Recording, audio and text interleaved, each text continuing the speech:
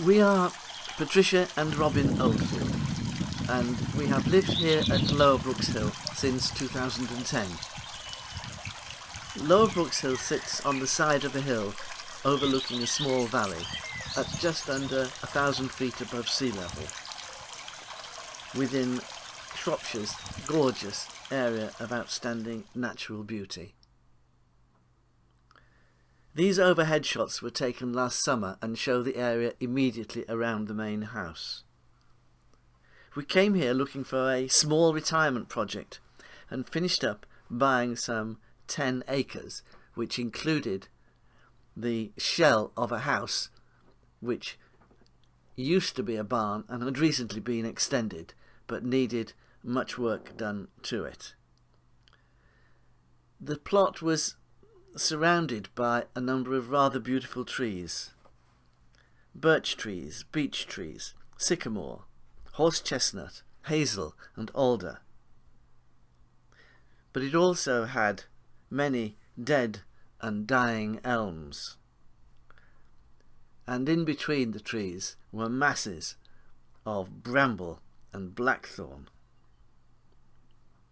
However, it appeared to us that with hard work it would be possible to release the potential that clearly existed here.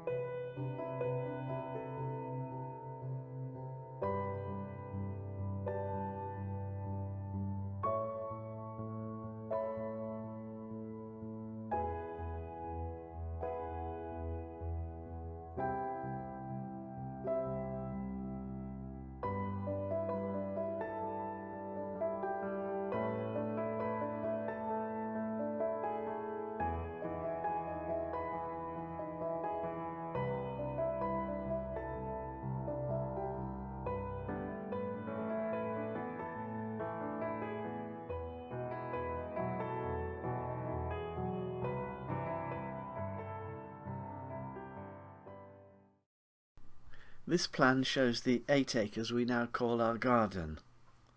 The lowest part of the land is at the top of the plan, and here is an area which we call the dingle, and here the stream, in the form of the start of the river West Onny, meanders along the valley. Normally looking like this, in February during the storms it reached a width of about 20 metres, took away the foundations of the new bridge I had installed, and deposited masses of stones just by the ford.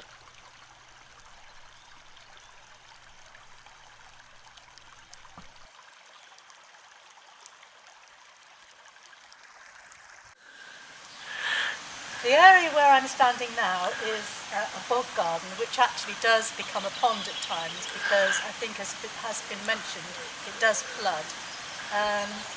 The whole area was impenetrable when we first came. It was full of blackthorn and bramble, but as we've cleared and opened it up, that's allowed the primroses and the violets to come in, the celandine, the forget-me-nots, and also things like the leucogia, which have been fantastic this year. We have a lot of hellebore, and we've tried to plant a variety of blossom trees.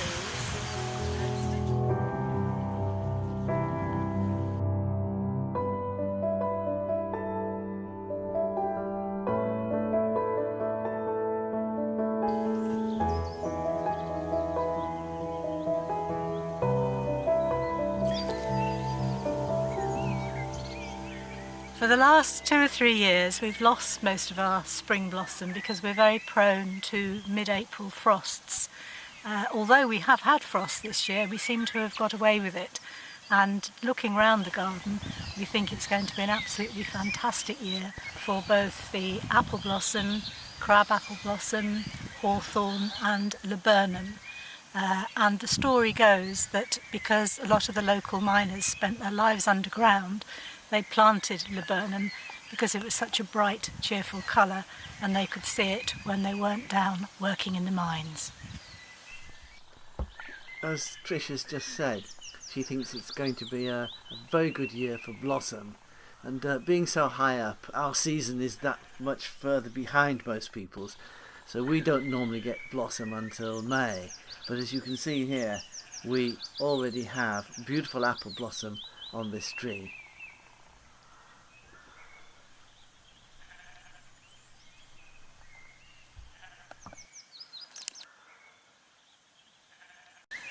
One of the things I enjoy most about gardening is growing things from seed. I do tend to grow more flowers than veg, but it's just the sheer excitement of seeing these tiny little things develop into something really lovely. I overwinter my dahlias here, repot them in the spring because quite honestly it's so cold and wet here, there's no way they would survive. We've started to become quite interested in wildflowers. The star of the show last year when we did the open gardens was definitely the Echium vulgare, the Viper's bugloss. Unfortunately, I didn't have any to sell on my plant stall, so I did collect quite a lot last autumn and they germinated very, very well.